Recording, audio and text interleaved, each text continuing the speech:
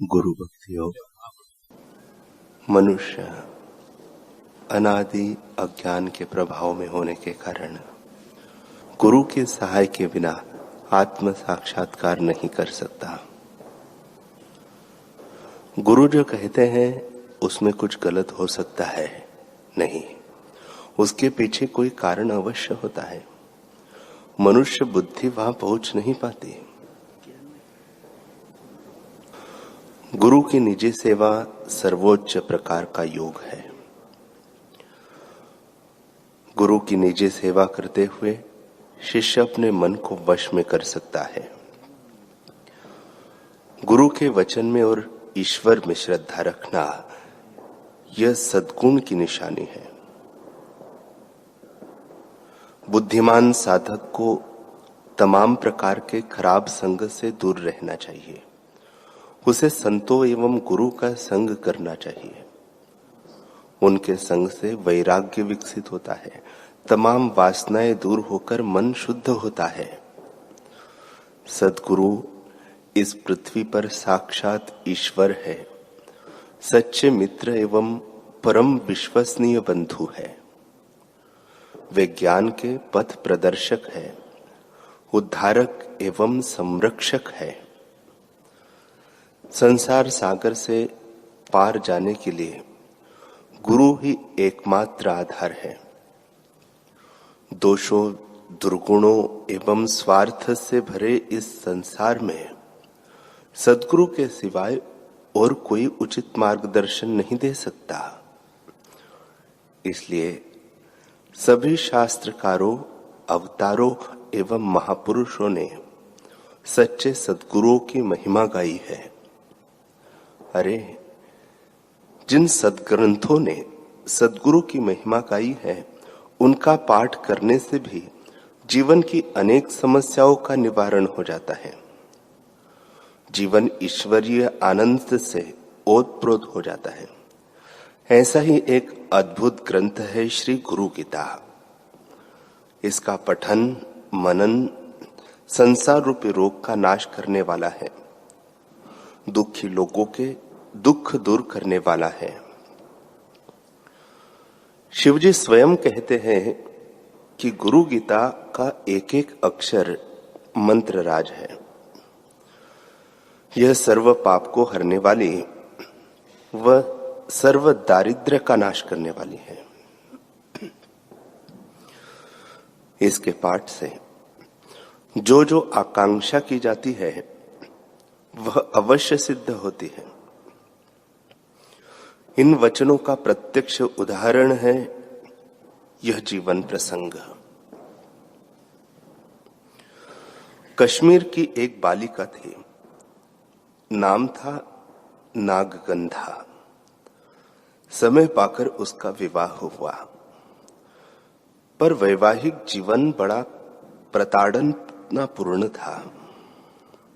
उसे घर के सभी कार्य अकेले ही करने पड़ते और ऊपर से ससुराल वालों के व्यंग बाण सहने पड़ते थे।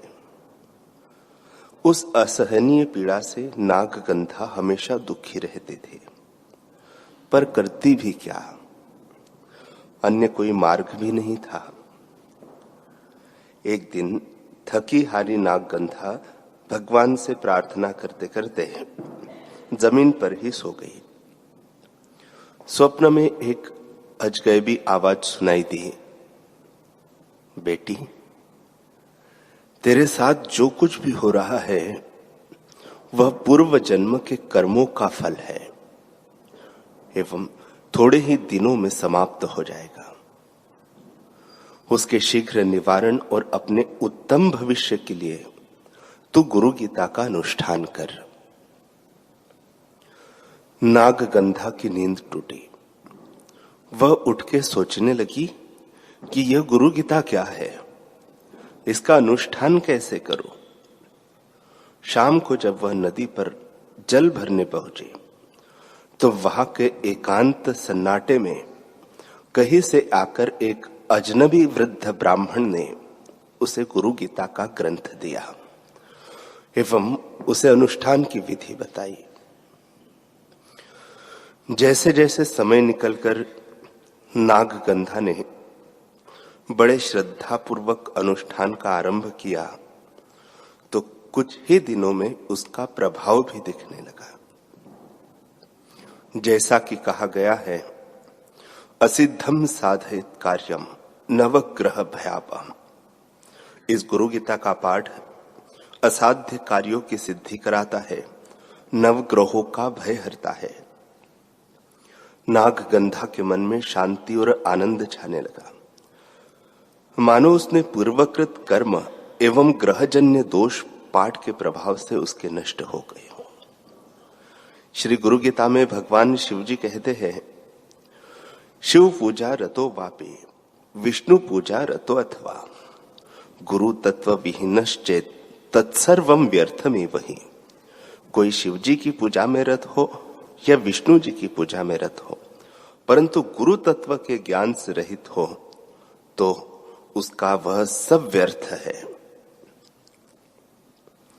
सर्वस्यात् सफलम कर्म गुरु दीक्षा प्रभावतः गुरु लाभात् सर्वलाभो गुरुहीनस्तु बालिशः। गुरुदेव की दीक्षा के प्रभाव से सब कर्म सफल होते हैं। गुरुदेव की संप्राप्ति रूपी परम लाभ से अन्य सर्व लाभ मिलते हैं। जिसका गुरु नहीं है वह मूर्ख है। भगवान के इन वचनों ने नागगंधा के मन में सद्गुरु प्राप्ति की तड़प जगा दी।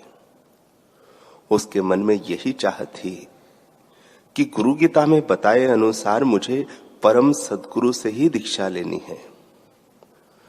एक बार स्वप्न में नागगंधा को एक महापुरुष के दर्शन हुए और उसकी आंखें सहसा खुल गई।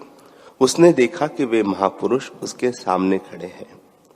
वह तो भाव विभोर हो गए। उन महापुरुषों ने नागगंधा को मंत्र दीक्षा दी, साधना की विधि आदि बताई और अदृश्य हो गए। गुरु मंत्र जप, गुरु का ध्यान व गुरुपदिष्ट अन्य साधन भजन करते हुए नागगंधा अंतर्मुख होती गई। गुरु कृपा से वह संसार के समस्त बंधनों से मुक्त हो गई। आगे चलकर वह महायोगिनी नागगंधा के नाम से प्रसिद्ध हुई। महायोगिनी नागगंधा सद्गुरु के ज्ञान अमृत को समाज में बांटने लगी। वे कहती थी कि गुरु को सच्चे मन से पुकारो। वे सर्वसमर्थ अपने शिष्य को अनायास ही सब कुछ देते हैं। ऐसे महान सद्गुरु को मेरा प्रणाम है।